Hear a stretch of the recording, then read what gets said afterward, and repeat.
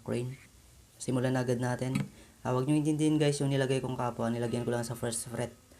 Kasi naka A flat tong gitara. Mas mababa lang ng isang note ng konti. Pero wala talaga siyang kapo sa standard niya. Okay, simulan na natin. Dito tayo sa 9th fret. Chord na to guys ay higher C. Yan, magkatunog lang yan.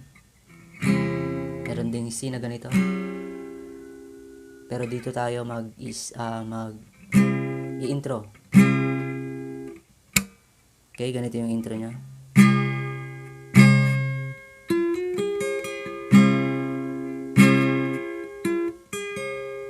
Okay, ganun lang kasimple. Dalawang beses na strum pababa.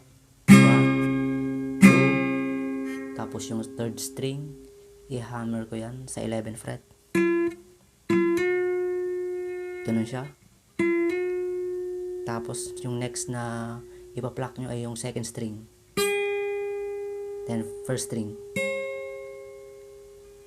Okay, ganito siya. Then balik sa second string.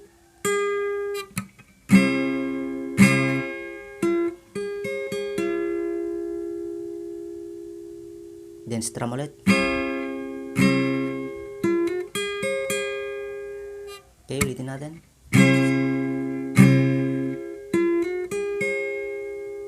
Yun, di ba? Then second at third string magkasunod. Then strum ulit dalawang beses. Tapos ganun ulit. Yun.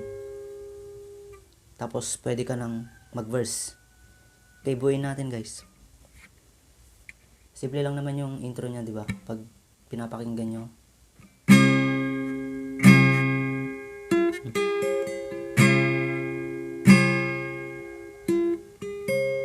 Then verse na. Dun sa kanyang verse guys, ginagamit na mga chords ni Paul McRae ay puro bar chords lahat. Pero ang gagamitin natin, hindi tayo magba-bar chord. Para mas madali lang, di ba? Okay? Doon lang tayo nag-bar chord dun sa kanyang intro. Pero magba-bar chord pa rin tayo, mag-F tayo dito eh. Tapos mag-B flat. Is it okay if I call mine? Just for a time.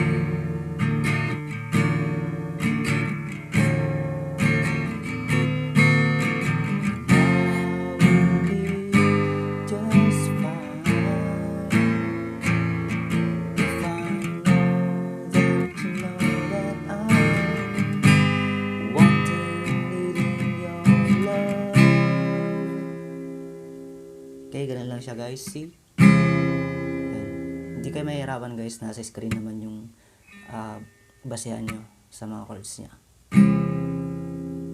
Okay, turo natin dito sa bandang kung naguluhan kayo dun sa D minor.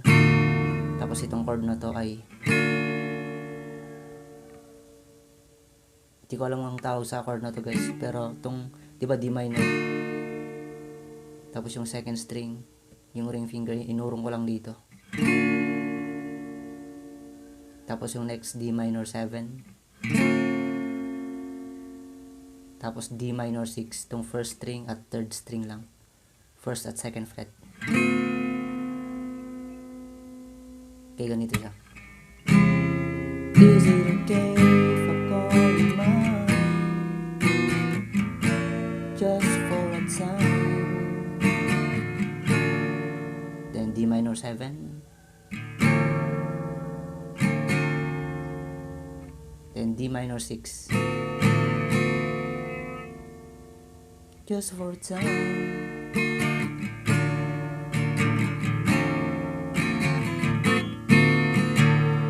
The next F and now G. Just for A minor. Then F ulit. If I know that D minor, then G, wanting, needing your, then ulitin mo lang ulit yung buong chord set na yun. Love,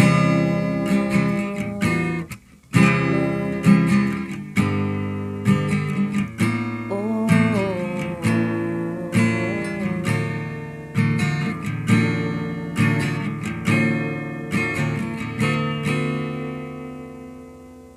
Ako ba guys, napakadali lang tugtugin itong si 2K if I Call You Mine. Ulitin natin.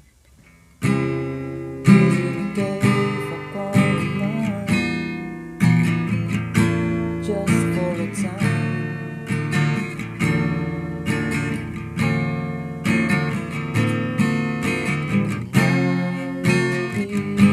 Just fine.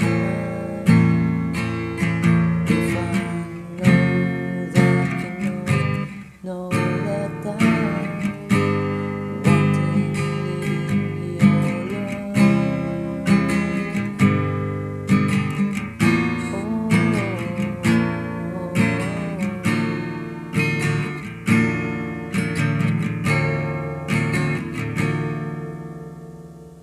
Okay, yung strumming guys na ginagawa ko, down, up. Ganun lang, down, down, up, down, up, down. Ganun lang. Tapos lipat mo lang.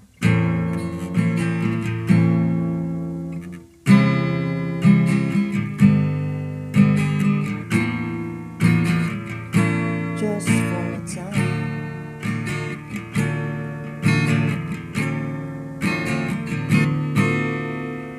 Okay, then ano ba yung next doon?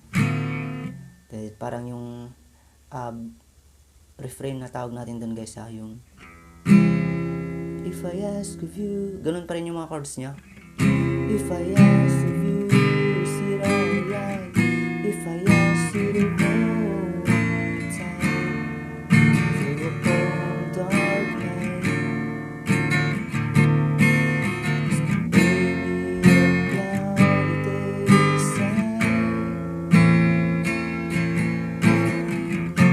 to let you know that I'm mine. Been needing your love.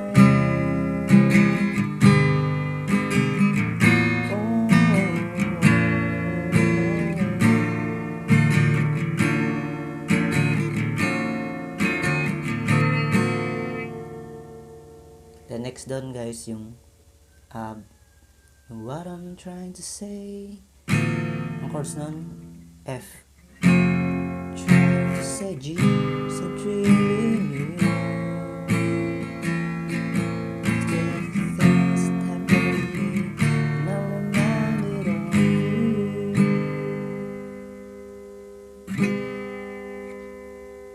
Bali dalawang chord set lang naman yung kanta na to guys, yung verse tapos yung refrain, yun lang. Tapos inuulit-ulit mo lang ulit. Like when I hear your name, see a place that you've been, or see a picture of your dream, or pass a house that you've been in one time or another. You said something to me I can't explain. I can't wait to see you again. Oh babe, I love your love.